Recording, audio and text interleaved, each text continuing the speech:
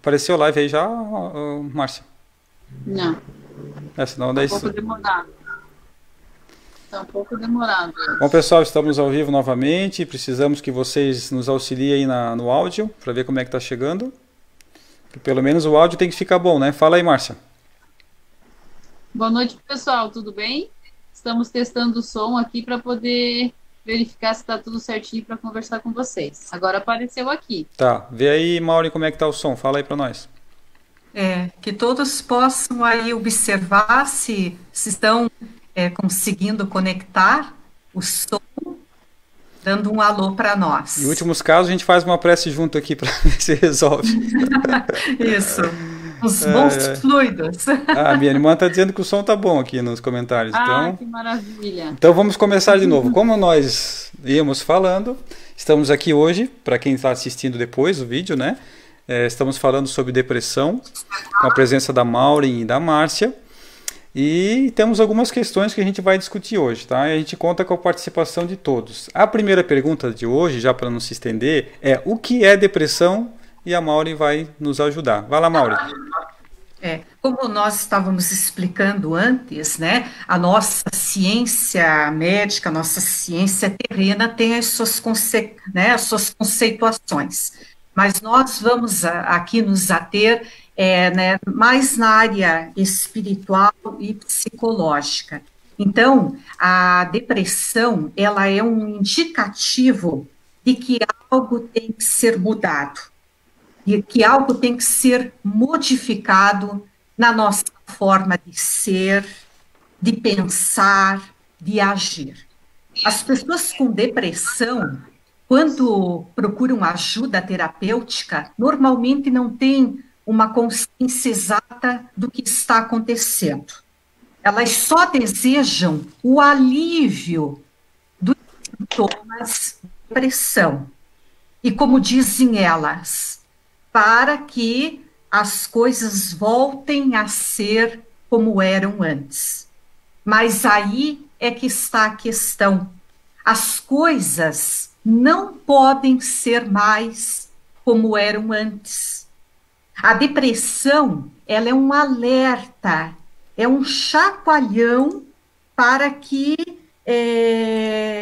percebamos a necessidade de realizar certas mudanças na nossa vida, de nos desapegarmos de mágoas, de culpas, de revoltas, de dependências.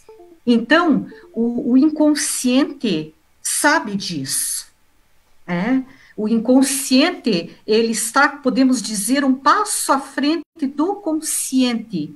E é exatamente pelo fato do inconsciente saber que o modo como as coisas eram antes não é mais válido, não é mais viável, que o processo de crescimento, esse empurrão, começa a nível inconsciente e a depressão é sentida.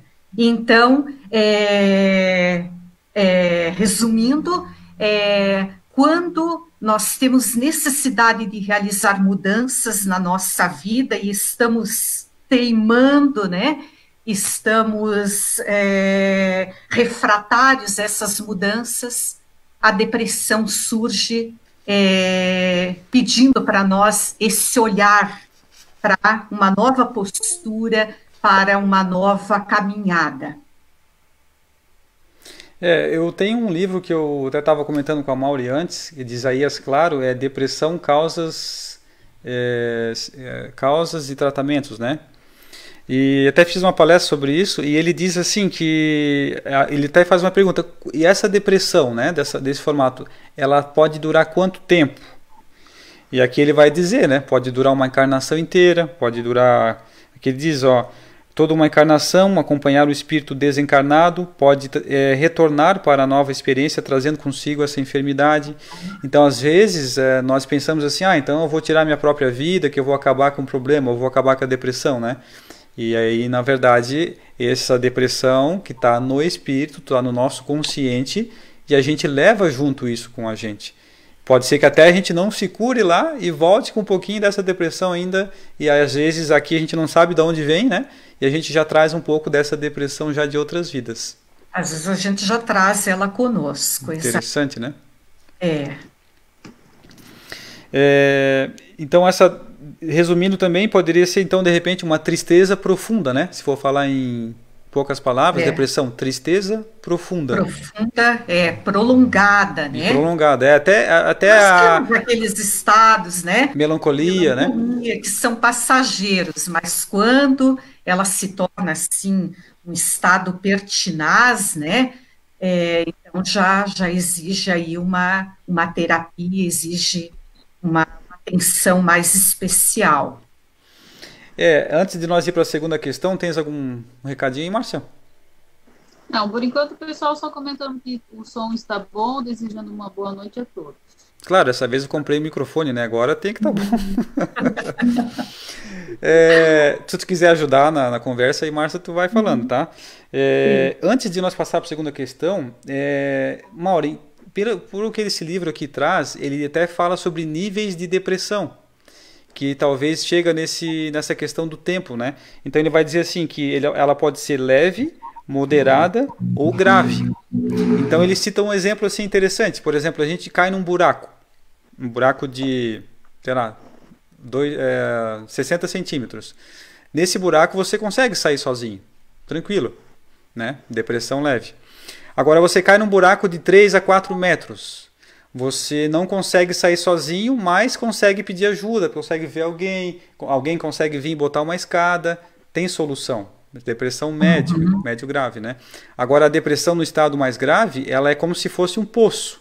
E para mim sair desse poço, eu já não consigo nem chamar ninguém, e eu preciso que alguém venha com uma escada profissional, ele tem que ser um bombeiro, um profissional para me tirar de lá, não é de qualquer jeito que eu vou sair desse poço, né?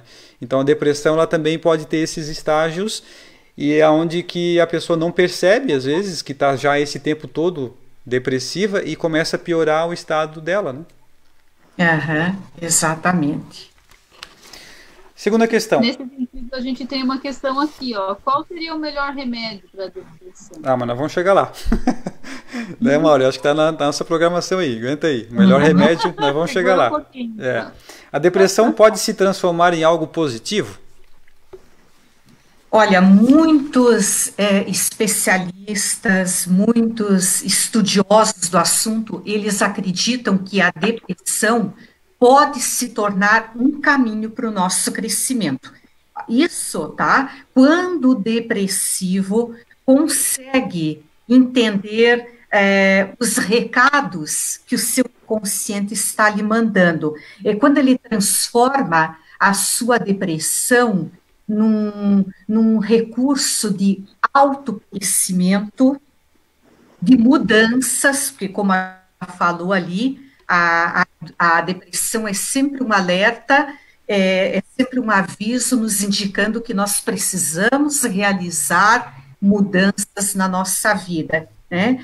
E, naturalmente, quando nós chegamos na raiz do problema, através do autoconhecimento, né?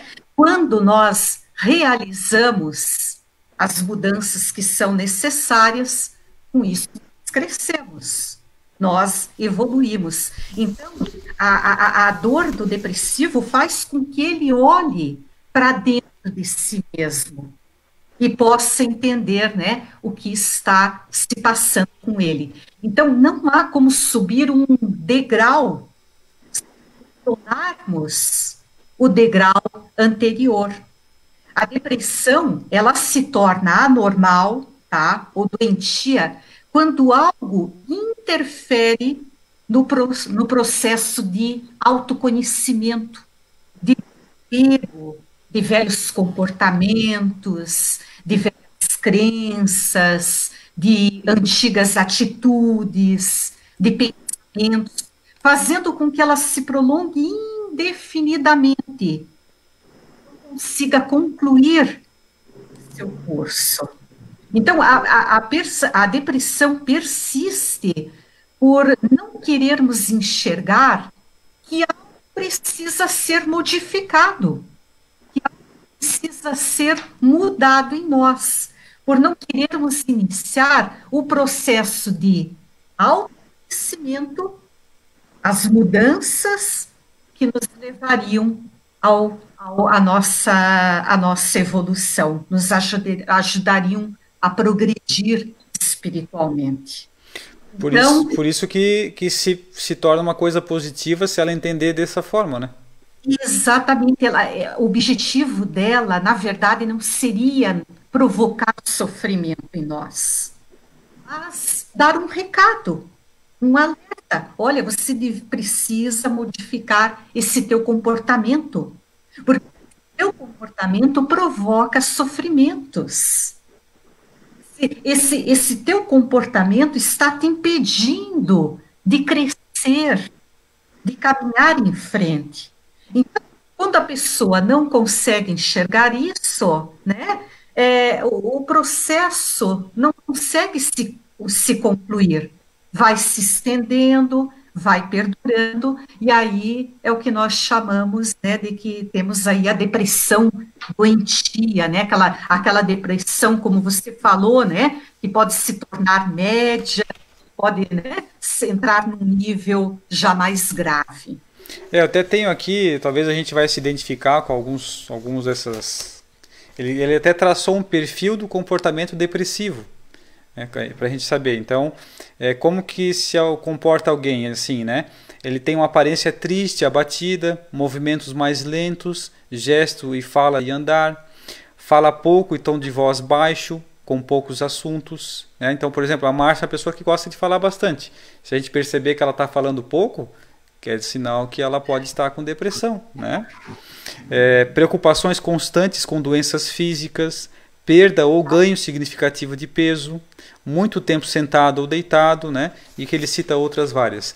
Mas são sinais de que a gente percebe no outro a diferença no dia a dia, porque às vezes a pessoa que está entrando nesse estágio, ela não percebe. Ela não percebe que ela já está mais quieta, que ela já não quer mais ir nas festas, ela já não quer mais jogar aquele futebol, não quer mais sair como saía antes, né? Então, às vezes, o familiar, o amigo que está por perto pode se atentar nessas questões, né?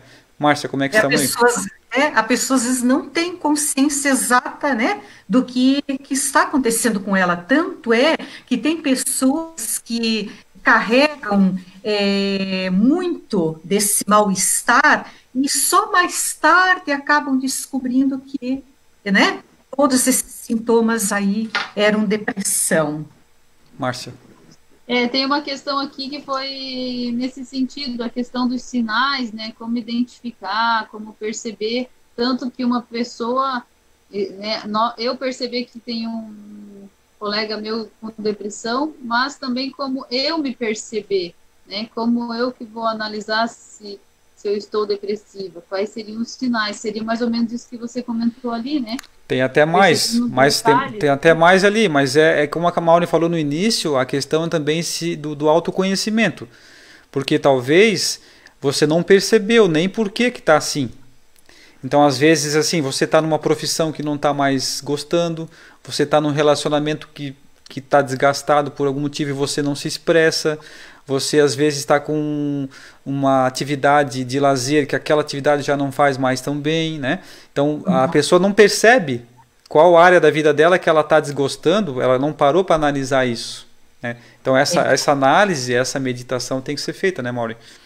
E quando ela percebe isso, então, ela tem que fazer assim aquela autoanálise, né?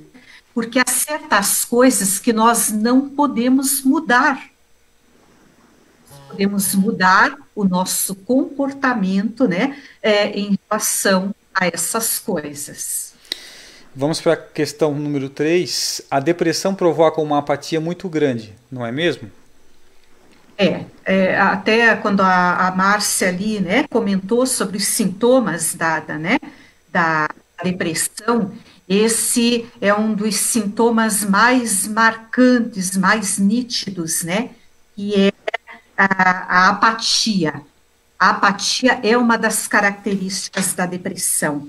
A apatia, a inércia. Mas essa apatia, essa lerdeza de movimentos, de atividades, é apenas aparente, é apenas exterior, melhor dizendo. Porque mentalmente a pessoa está sempre remoendo pensamentos, remoendo preocupações, remoendo problemas, ela não tem descanso. É um homem com depressão, ele passava várias horas do seu dia sentado na sala. É totalmente apático, totalmente alheio a tudo, imóvel, né, numa atitude passiva. Daí o seu terapeuta perguntou-lhe, parece que você passa a maior parte do seu tempo sentado, não é verdade? E o depressivo respondeu, sim, eu fico quieto para tentar encontrar a tranquilidade mental de que necessito. Olha só, fico quieto, apático, para tentar encontrar a tranquilidade mental que preciso. Então, isso prova o desassossego mental que o depressivo experimenta. Né? Ele não para de ruminar, para de ficar remoendo coisas, e isso causa um sofrimento muito grande, né? Porque ele não consegue ter paz, sossego, tranquilidade. Então, atentemos a isso, né? Essa apatia exterior e, interiormente, o pensamento não sossega. Márcia? Sim, temos agora uma questão a respeito do suicídio. Não sei se você tem mais para frente algum questionamento referente a isso, ou já posso colocar essa questão? Pode colocar. A questão de quando a depressão leva ao suicídio, qual a responsabilidade do suicida? No sentido de talvez ter uma justificativa para aquele ato, né? Exatamente. A responsabilidade, nós sabemos que o atentado contra a própria vida, né, é muito grave ante as leis divinas. Então, dizer que há atenuantes depende de cada caso, né? Depende de cada caso. Muitas vezes, essa pessoa depressiva é alguém que já se suicidou em outra vida. Isso agora traz esses estados permanentes de melancolia, de desânimo, de fuga, porque a depressão é uma fuga psicológica e muitas vezes ela acaba reincidindo, né, de novo no mesmo erro. Mas o fato é que fica difícil dizer, né, até que ponto haveria um atenuante, porque cada caso é um caso, mas mesmo que tenha sido por causa da depressão, ela vai ter que responder pelas consequências do seu ato impensado. Até porque a pessoa não chega numa fase depressiva nesse tipo de um dia para o outro, né? Não foi assim, ela decidiu hoje. São coisas que vão se somando. Algumas coisas que a gente viu ali, a não aceitação, a viver pensando mais, dando valor para a matéria, né? Trocando os valores materiais pelos espirituais. Então, são uma soma de fatores que vão levar a essa situação, tá? Então, não é a gente colocar a culpa da depressão, mas como que causou? Exatamente. Quem causou a depressão? Foi eu mesmo, né? Nós mesmos que chegamos nessa situação, né? A causa está conosco, né? Nós vamos chegar lá nessa questão da causa. Não há nada que justifique um suicídio. Atentado contra a própria vida, porque só a Deus pertence o direito, né, de determinar a hora da nossa passagem para o plano espiritual. E a depressão tem cura, né? Eu até estava conversando uma vez com o São Paulo sobre isso, com o pai da Maureen, né? E ele disse que ele já percebeu que durante o ano, tem algum mês ali, ou mais de um mês durante o ano, ele sabe que ele fica mais depressivo, ele já percebeu, né? Do tanto que ele já viveu, ele percebeu que nessa época do ano ele fica mais depressivo. Então o que ele faz? São as estações do ano, né? Então o que ele faz nesse caso? ele já sabe, então ele bota uma música mais alegre, ele procura fazer coisas mais alegres para se forçar a sair desse estado depressivo. Então a gente não precisa também se culpar porque ficou depressivo. Ah, meu Deus, o que eu fiz de errado que eu fiquei? Né? Então a culpa é um sentimento que não vai ajudar, na verdade vai atrapalhar. Então o que eu posso fazer? Tentar me colocar em situações que eu não fique pensando nesse estado depressivo, que eu saia do estado. Ah, ele persistiu um pouco mais, persistiu, tem a ajuda do psicólogo, tem a ajuda da casa espírita, a gente vai falar sobre isso também depois. Mas isso tem solução, né? Eu não tenho que aceitar só isso e conviver aceitando como eu estou. Eu tenho que procurar sair dessa situação. Lembrando que nós... Pode falar. Não, essa questão é bem delicada, porque como o Pablo comentou, não é de um dia para o outro que se chega num estágio de uma depressão profunda ou até chegando a um suicídio, né? Isso são situações, um tempo vai levando até chegar num estágio desse. E até tem uma questão nesse sentido aqui que fala, por que é tão difícil assumir estar doente e procurar ajuda, né? Se é algo que vai caminhando e leva tempo. Então, existe muito essa questão do preconceito, né? Das pessoas julgarem quando alguém está deprimido, alguém já vem e diz que está com preguiça, já julga, já manda ir trabalhar, porque é mimimi, porque é frescura. E as pessoas, às vezes, até percebem, reconhecem os sinais, como foi colocado ali anteriormente, mas ficam com receio de pedir ajuda para um psicólogo, para um terapeuta. Nós temos tantas formas, né, vai ser falado mais para frente da ajuda, né? Então, assim, esse preconceito do que os outros vão falar, do que os outros vão dizer, acaba que as pessoas demoram para pedir o amparo e o socorro e evitem no futuro chegar numa depressão. Até o preconceito justamente até com o preço de uma consulta, né? Acha que é muito caro, acha que não vai conseguir pagar, né? E hoje em dia não é mais assim, né? Existem hoje em nossa cidade a faculdade de psicologia já há algum tempo, já existem vários psicólogos aí com preços acessíveis, né? E aí também entra um pouco que a gente já vai abordar logo mais sobre a questão do autoabandono, né? Nos atendimentos fraternos, eu tenho percebido que muitas pessoas, elas estão lá sempre prontas, sempre dispostas a ajudar, quando um colega de trabalho precisa um conselho, uma ajuda, precisa desabafar, mas quando chega a vez dessas pessoas pedirem ajuda, elas acham que vão incomodar. Elas não têm, né, o merecimento, o direito, né, de pedirem socorro, né? É uma questão aí atrelada à baixa autoestima, né? Então, ela está pronta para atender todo mundo, mas quando se trata dela, ela acha que é um incômodo, é porque ela não está se dando o devido valor, né? E isso vai cobrar lá na frente depois, né?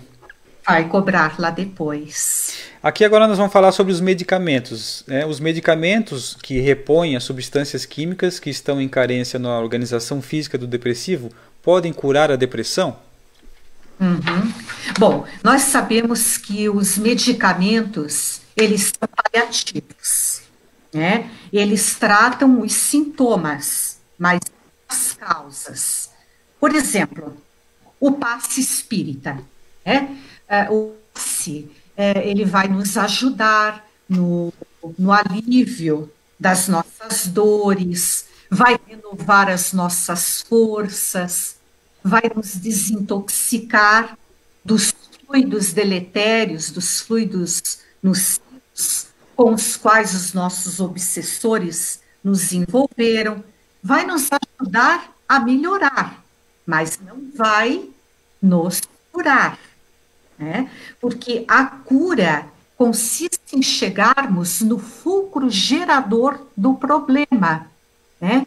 Na verdade está, como já comentamos antes, dentro de nós mesmos. Então, nós temos que chegar na raiz do problema e tratar essa raiz. E aí, então, nós vamos, né, conseguir mudanças, vamos conseguir sair desse processo. Então, aqui, por exemplo, nós, né, não podemos deixar de lembrar a questão da obsessão. Tá? Uma vez instalado o processo depressivo, ele sempre vai estar associado ao processo obsessivo.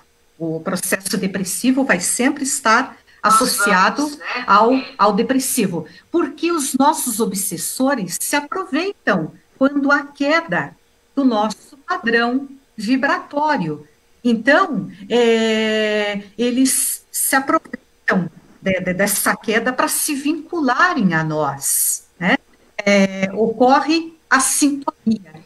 Então, qualquer raiz geradora de depressão, revolta, dependência, solidão, medo, mágoa, culpa, né, são plugs que nos conectam à tomada dos nossos obsessores, permitindo que a energia, né, percorra esses canais.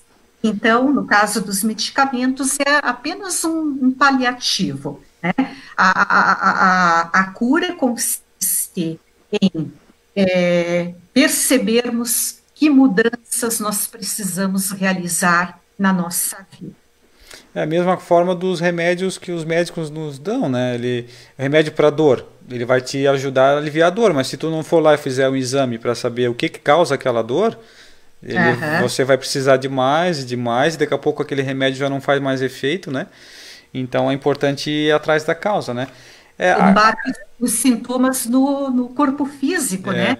Nós sabemos que a mazela, né? De origem, as mazelas espirituais estão mesmo no perispírito. Isso mesmo. Márcia? A princípio, as perguntas eram essas, até agora. Só faltando a questão do remédio para a depressão. Vamos chegar lá, porque nós temos aqui duas questões... O povo quer saber do remédio. Tá, nós temos duas questões que são parecidas, Maureen. A primeira é, as dificuldades, os problemas são os que levam à depressão? E depois ela vai falar das causas, né? Então tem que cuidar para não responder as duas. Olha, aqui agora uma coisa interessante. Pode até repetir essa pergunta, porque ela é importante. As dificuldades, os problemas, são os que levam à depressão?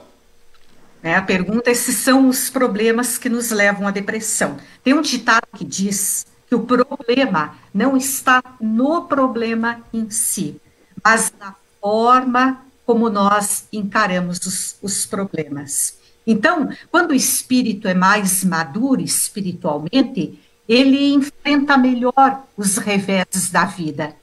Ele enxerga os problemas como obstáculos a nos impedirem de caminhar, mas como desafios, né? Convidando ao desenvolvimento das nossas potencialidades, das nossas capacidades.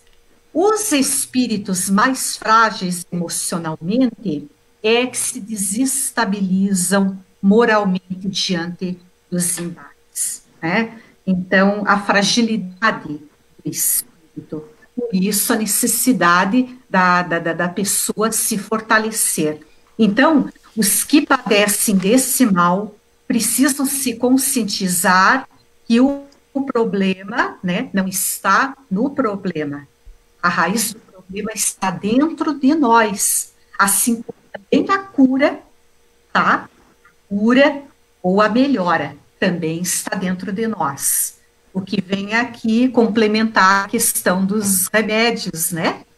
Que não curam, apenas tratam os efeitos. E a próxima questão, a depressão pode ter muitas causas, né? Poderíamos destacar algumas delas. Eu vou falar algumas também aqui primeiro, para ver se vai chegar junto com as tuas aí. Eu vou ser sucinto, tá?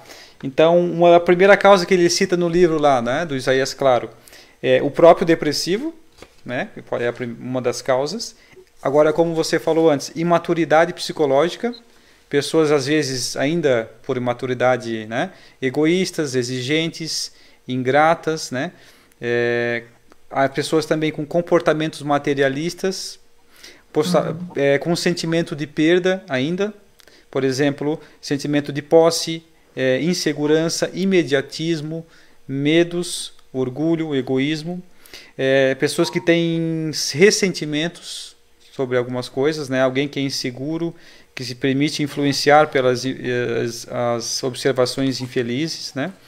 Pessoas com um sentimento de culpa por vários motivos, obsessão e outras considerações que ele colocou, né? Causas socioeconômicas, enfermidades, entorpecente, alcoolismo e várias outras, né?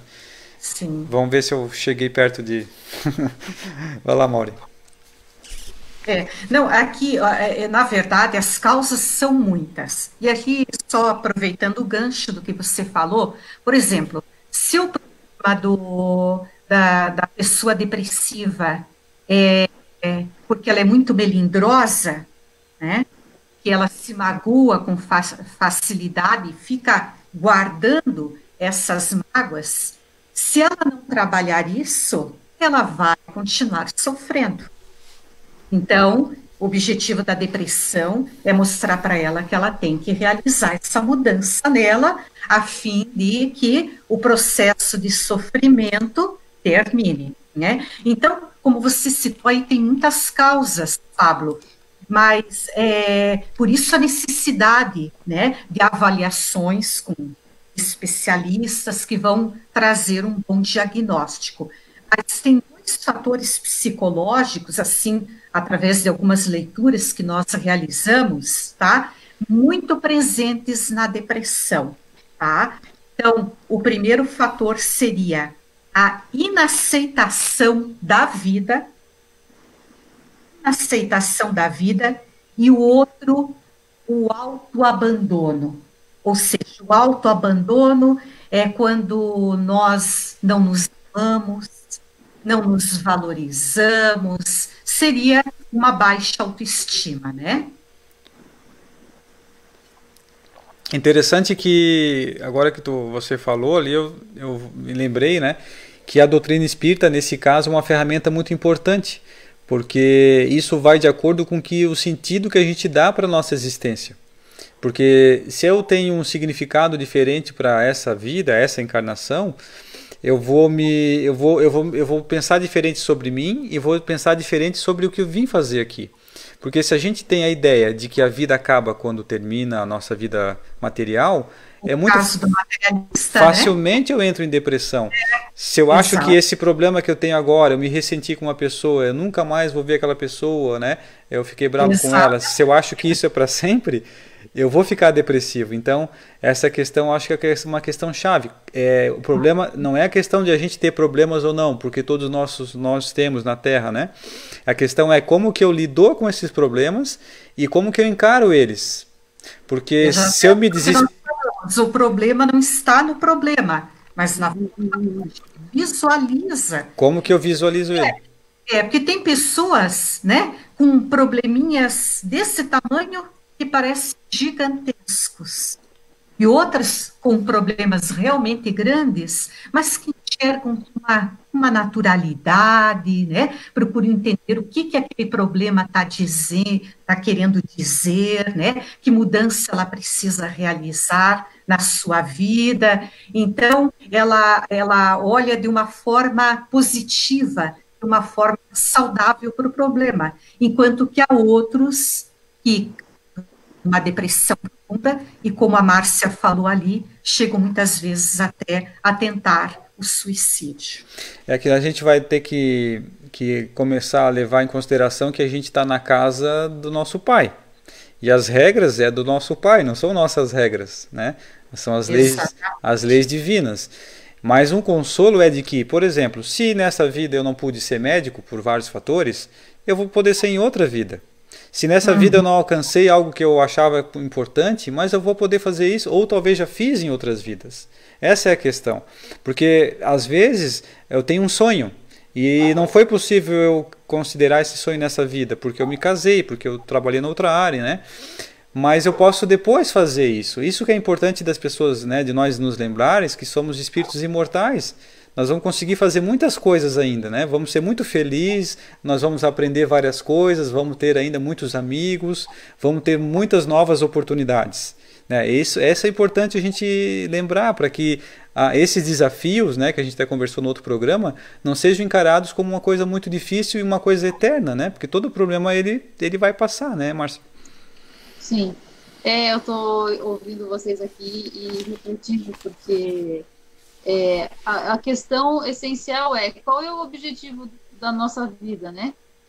E a doutrina espírita tem esse escopo, que visa o melhoramento moral da humanidade. Então, a partir do momento que a doutrina me explica, me esclarece o objetivo da minha existência, o porquê que eu estou aqui, as coisas começam a fazer sentido, né? Então, assim, às vezes, nessa existência, aparentemente, parece um problema pequeno, mas eu trago essa situação de quantas encarnações para trás. Então, se eu olhar só essa existência, realmente vai parecer um problema pequeno, mas no meu íntimo, no meu inconsciente, e é um problema enorme, porque eu já venho lidando com isso de outras vidas, outras existências. Ele parece grande, né? Isso, internamente, por isso eu nem entendo, porque às vezes eu até olho e percebo que ele é pequeno, mas o que eu sinto é tão grande que não tem justificativa, e assim eu vou ficando mais aflita, né? Porque eu fico às vezes comparando com o problema do vizinho e me sinto culpada às vezes de estar sofrendo tanto por algo teoricamente tão pequeno. Então a doutrina espírita, ela nos esclarece que tem mais coisas, né, anteriores a essa existência, o porquê que eu estou aqui, qual que é o objetivo da minha vida. Então isso vai esclarecendo, vai elucidando e me fazendo ficar mais tranquila. Por isso a importância do autoconhecimento, né? O autoconhecimento é a chave mesmo de tudo isso, né? Aí, Márcia, interessante, eu vou aproveitar esse gancho aí, sobre essa questão, né? Porque muitas vezes desculpa, agora me deu um lapso, tinhas acabado de falar sobre o que mesmo ali, me distrai. Sobre o autoconhecimento ser a chave, né? Porque ele me auxilia na busca de me perceber, de eu encontrar as minhas necessidades, as minhas vicissitudes, onde eu preciso melhorar, onde eu já posso, de alguma maneira, ajudar o outro com as minhas qualidades. E a compreensão de que essa aflição que eu tenho pode ser de outras existências, por isso que eu sofro tanto, né? Porque às vezes eu percebo, como, né, até você comentou ali, às vezes é um problema pequeno, às vezes eu verifico que o problema realmente, se eu comparar com alguém que está internado, que está em coma, eu penso, nossa, eu estou sofrendo tanto por um problema que é tão pequeno, mas eu consigo, com a doutrina espírita, compreender que existe algo muito maior que isso, e que essa minha dor, às vezes, é legítima, eu só preciso aprender a lidar com ela. Agora eu me recordei, tinha fugido ali, desculpe. Aí você tocou numa questão importante, né? Quem está passando por uma dificuldade, a gente tem que ter o cuidado de dizer, isso aí não é nada, isso aqui logo passa, né? Pimenta no olho do outro é fresco. Então, nós temos que levar em conta que cada um tem o seu arcabouço espiritual, alguns mais frágeis, alguns mais fortes, né? Então, aquela pessoa, às vezes, é uma pessoa mais insegura, que tem mais dificuldade de lidar com as situações, o problema dela, para ela, é enorme, né? Então, a gente não deve subestimar nunca a dor do outro, né? Dizendo que é coisa pequena, isso é passageiro, porque cada um sabe, né, dos seus problemas e das suas dores. O que nós podemos é ajudar, né, essa pessoa a se fortalecer moralmente, espiritualmente, para enfrentar as lutas da caminhada terrena.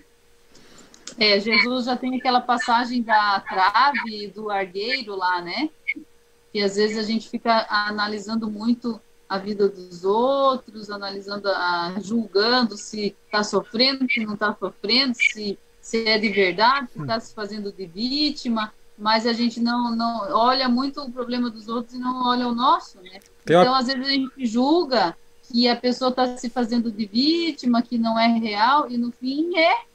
Ela está pedindo ajuda, ela está pedindo socorro, e nós estamos julgando, medindo a dor dela, né? Tem até uma pergunta ali, eu acho, né, Márcia? Dá uma olhada lá, se não tem.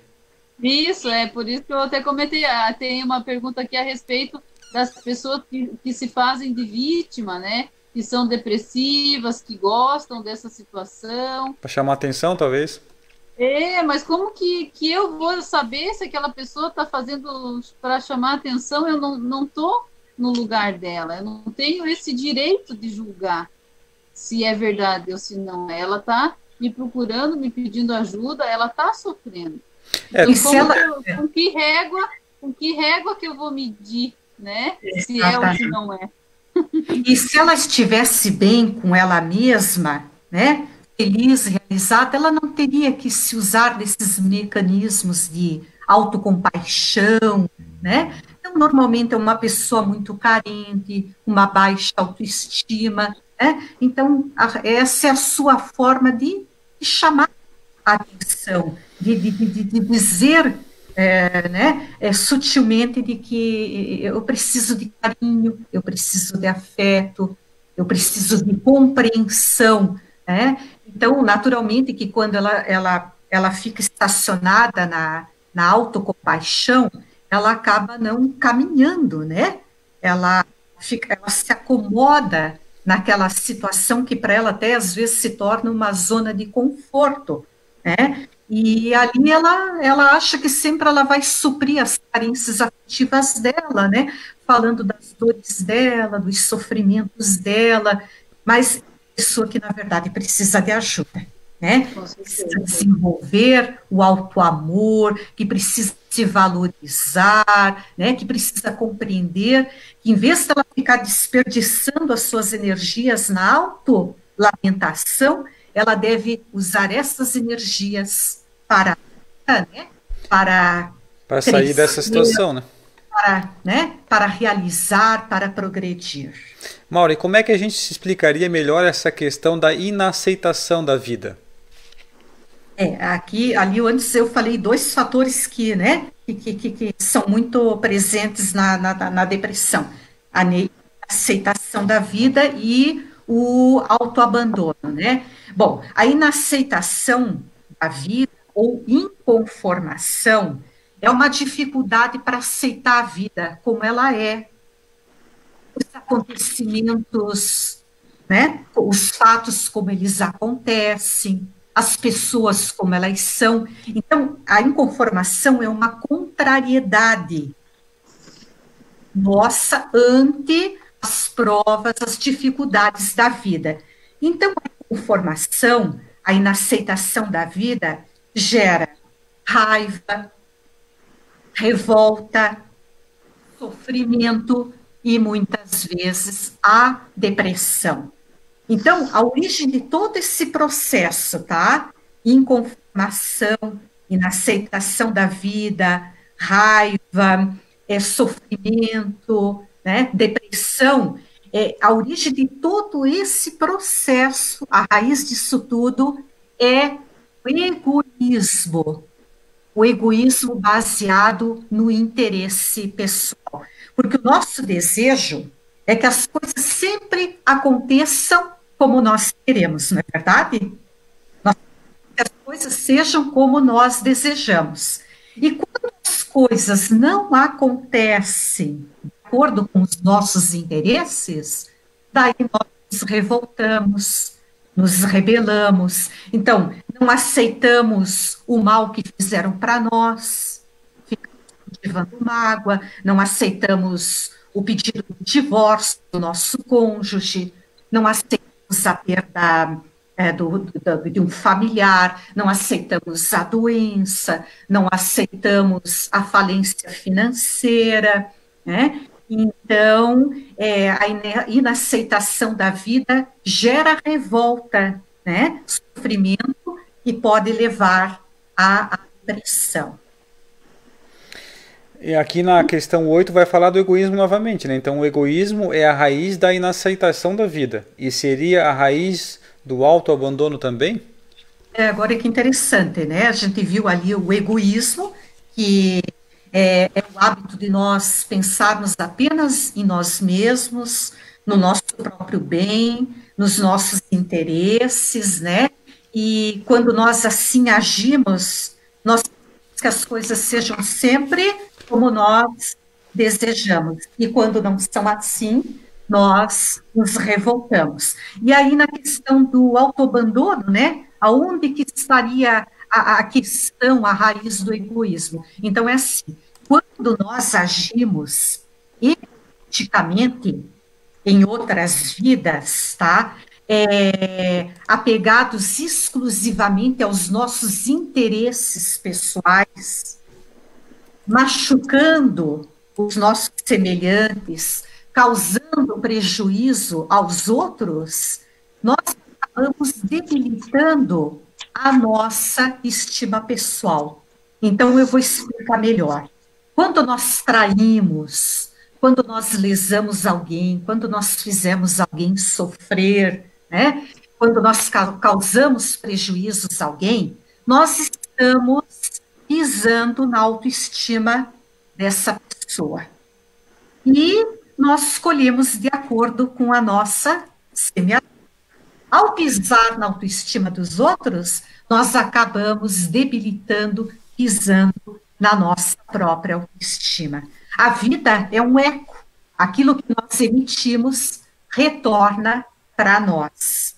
Então, a causa geradora disso foi o egoísmo. Pensarmos apenas em nós, prejudicarmos, passarmos por cima dos nossos semelhantes, e com isso nós ferimos, né, a nossa autoestima.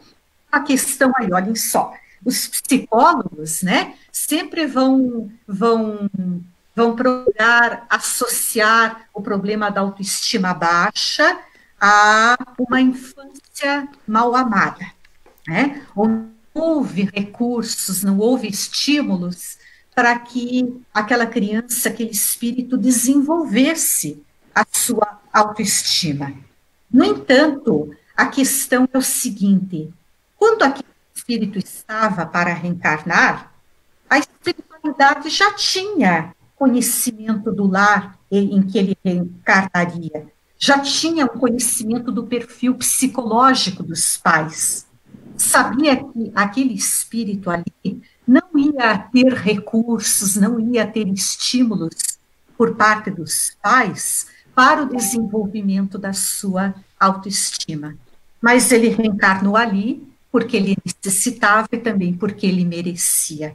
Como ele pisou na autoestima dos outros, né? Ele agora não tem o merecimento de renascer em um lar agraciado por muito afeto, por muita compreensão, por apoio, por atenção e por estímulos para que ele cresça, para que a sua autoestima se eleve. Eu tenho aqui uma contribuição. Tem alguma coisa aí, Márcia? Não.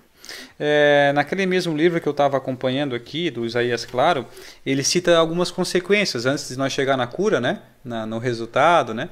Algumas consequências desse estado depressivo que podem se agravar, né? Então ele colocou aqui, ó, comprometimento do sistema imunológico. Se eu fico muito tempo nessa faixa de vibração, vai refletir também no corpo físico, né? A gente pode perceber o câncer e várias outras doenças que por essas causas que a gente elencou aqui vão ocasionar depois para frente. Então ele coloca aqui alguns distúrbios orgânicos, né? Digestivos, úlceras, disritmia cardíaca, disfunções intestinais, infecções, alergias, oscilação de pressão.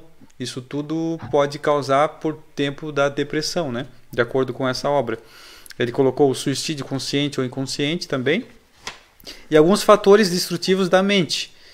Perda de equilíbrio mental, provoca angústia, desperta fobias, insucessos afetivos, autoestima, obsessões, apatia, suscetível à mágoa e desiste de lutar.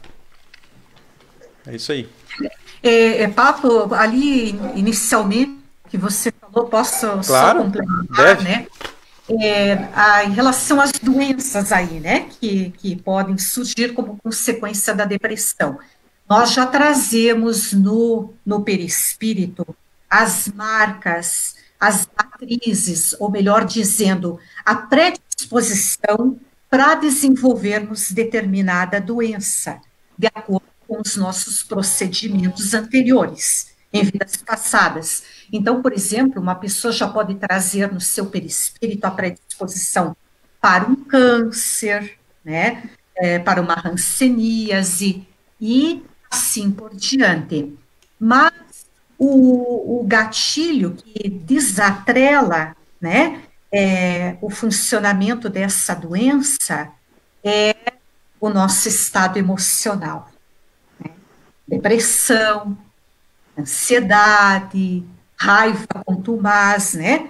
Nós estamos sempre revoltados, enraivecidos, mágoas, culpas. Então,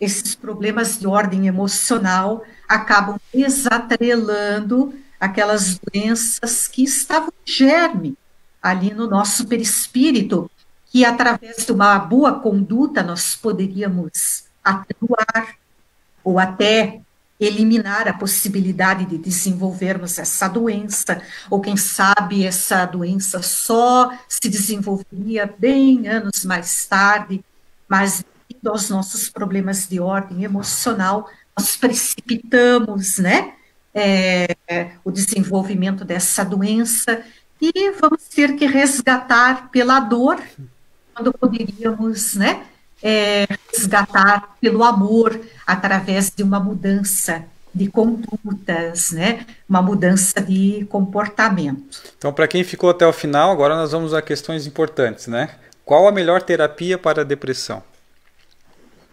Bom, a melhor terapia para a depressão, né? Existem muitas terapias, né? E a prece, as nossas mudanças, mas eu vou me ater a uma aqui, porque mesmo não podemos nos estender muito em virtude do nosso horário, né? Kardec ponderava que somente através da educação moral, nós poderíamos obter uma sociedade mais equilibrada, já que o progresso moral, né, não progredia com a mesma velocidade que o progresso intelectual, né, e a aquisição dos conhecimentos intelectuais. Então, na casa espírita, nós estudamos muito a doutrina espírita, não é verdade? E nós sempre costumamos dizer, quanto mais nós estudamos a doutrina espírita, né, a beleza, a coerência, né, o significado dos seus ensinamentos, dos seus esclarecimentos, mais a nossa razão se dobra diante da grandeza de Deus. Porque Ele é o Criador de tudo. Mas no momento atual, a necessidade mais premente é o Evangelho de Jesus. Vivenciarmos, praticarmos o Evangelho de Jesus. Porque o Evangelho do Cristo nos toca o coração, nos sensibiliza, educa os nossos sentimentos, educa-nos moralmente, proporciona reflexões acerca de nós, aquilo que comentamos antes, o autoconhecimento e o estímulo e as ferramentas para que possamos provocar as nossas mudanças, realizar as nossas modificações. Então, a educação moral, a renovação, ou seja, voltaríamos lá no início, quando dissemos, né, que o objetivo da depressão é nos mostrar que algo precisa ser modificado. Renovação é isso, é mudança em nós, através do Evangelho do Cristo. Márcia, tens algum comentário aí? Não, agora daqui a pouco eu vou mandar os abraços. Não é? O pessoal sossegou já, né? Estamos chegando quase ao fim. Eu tenho aqui uma lista rapidamente também. Aqui no livro ele coloca, né? Cure-se a si mesmo. Daí ele coloca assim: não fique transferindo responsabilidades, aceite a verdade. Nós somos a causa principal da nossa depressão, né? O problema está em nós. O problema está em nós. Torne-se maduro emocionalmente. Espiritualize-se, né? Renove, pois, os seus conceitos buscando o essencial. Desapegue-se dos bens transitórios, né? São dicas práticas, né? Perdoe sempre. O perdão implica no desaparecimento da falta, né? Não implica no desaparecimento da falta. Semeie simpatia. Procure não se revoltar. Simplifique a vida. Jamais se entregue ao desânimo. Acredite, o bem é antídoto para o mal. Né? Eu estou assim um resuminho. Olha só que coisa bonita. Tá percebendo aqui, Pablo, que tudo que você elencou aí, né? É o Evangelho do Cristo. Legal, né? Perdoar, não cultivar o desânimo, né? Tá lá no Evangelho que o desânimo é uma falta, né? Então, tudo que você elencou aqui, né? A prática bem, a nossa espiritualização, se resume tudo numa coisa só. No final do livro ele coloca ainda assim, o Evangelho de Jesus. Ele coloca no final do livro assim: confie em Deus, confie em Jesus, ore fervorosamente e encontre um centro espírita. Para conhecer melhor o Evangelho, né? E estudar e chegar nisso aí, né? Nós temos como eu falei antes, os conhecimentos da doutrina, né? Eles dilatam a nossa razão diante da imensidade que é Deus, né? Mas o Evangelho, ele promove essa renovação interior que é necessária, que é a cura, né? Para a depressão e para todos os males terrenos. Nós temos um minutinho ainda, porque a gente começou mais tarde, né? Deu aquela falha lá, então nós temos 5 minutos ainda. Tem uma última questão aqui, então, que há especialistas que são unânimes em afirmar que a pessoa tem depressão se compraz nesse estado. Essa informação procede? Que a depressão, como a gente falou antes ali, ela é uma fuga psicológica. A pessoa, quando ela entra em depressão, ela se fecha na sua concha, na sua concha de proteção. Ela se resguarda para fugir de algo que ela não quer enfrentar. Então, sair da depressão, sair dessa concha de proteção, significa justamente ter que enfrentar aquilo, né? Aquilo que ela procurou, que foi a causa da sua fuga. Então, ela, saindo da depressão, ela dá de cara, ela se vê frente a frente com o problema que a fez fugir psicologicamente e se fechar, né? Entrar naquele movimento de reclusão que é a depressão. Então, muitas vezes a pessoa diz conscientemente que é sair da depressão, né? Mas inconscientemente ela deseja, porque ela sabe que no momento que ela sair dessa redoma na qual ela se fechou, ela vai dar de cara justamente com o problema, né, que provocou a sua fuga psicológica. E aqui eu queria acrescentar também uma coisa importante, que a gente está falando de terapia, né? Muito que está com depressão costuma dizer assim: eu não vejo a hora de melhorar. Eu não vejo a hora de sair da depressão para voltar para as minhas atividades, para voltar a fazer o que eu fazia. Mas não é assim. A pessoa que tem que voltar para as suas atividades, né? Ela tem que se ocupar, né? Ela tem que abraçar metas e objetivos através dos seus compromissos, das suas atividades, e aí então ela consegue sair da depressão. Então, né, não é ficar esperando as coisas melhorarem, né? Não é ficar esperando aí uma mágica. Ela tem que voltar às atividades, mesmo que pesarosa, mesmo que com dificuldade, e aí então, né, à medida que ela vai se ocupando, ela vai encontrando novos objetivos, né, novas metas, novos ideais, e ela vai conseguindo se desligar da depressão. Mas lembrando sempre que se não se chegar no fulcro gerador do problema, né, o problema vai continuar existindo. E a gente vai continuar as atividades, mesmo sendo difícil, mesmo não tendo vontade de sair de casa. Eu vou sair de casa, eu posso continuar fazendo exercícios, né? Eu tenho que me estimular no começo, me forçar a fazer as coisas para que depois volte ao ritmo normal. É mais ou menos quando a gente volta para a academia, né? Tá um tempo parado, você vai voltar a fazer o mesmo exercício, dói. No outro dia dói, é ruim, dá vontade de não ir mais. Só que aquela dor é só inicial, depois daquela semana não dói mais. E assim voltar a uma atividade que a gente estava acostumado pode ser que seja ruim no começo, né? Mas depois a gente vai se acostumando de novo, vai encontrando amigos, vai abraçando, vai percebendo o quanto a gente faz falta naqueles ambientes, né? Quanto que as pessoas gostam da gente, da nossa presença. Isso tudo faz parte do tratamento. Márcia, tem mais algum comentário? Mais alguns tchauz, ois aí? O que tu vai... Sim, tem os abraços, né? Então vamos lá. O pessoal que está ligadinho conosco aqui. Então, quem que esteve aqui conosco mandou mensagem.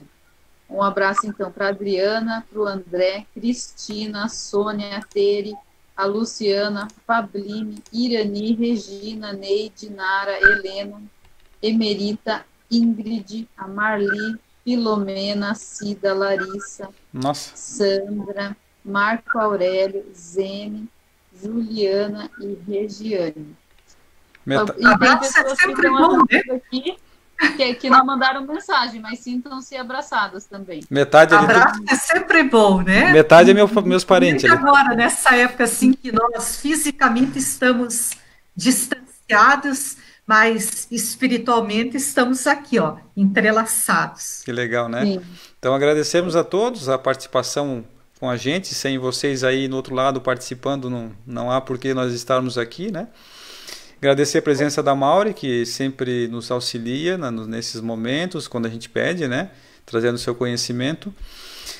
Agradecer a Márcia também, que sempre quebra esse galho. O Denilson abandonou temporariamente o programa por fato dessa distância, né? E da tecnologia por enquanto. Mas a gente vai tocando.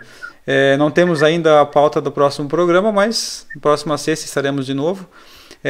Na semana que vem a nossa web rádio entra no ar, então a gente vai ter a rádio caminhodapaz.com.br, quem quiser dar uma espiadinha lá para ver, já está funcionando, né?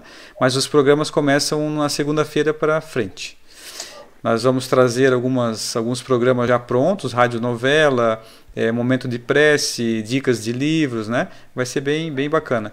Na sexta-feira esse programa ainda não é ao vivo na rádio, né? Web rádio, vai ser reprisado, mas a ideia é que ele seja também, realmente agora se transforme numa rádio.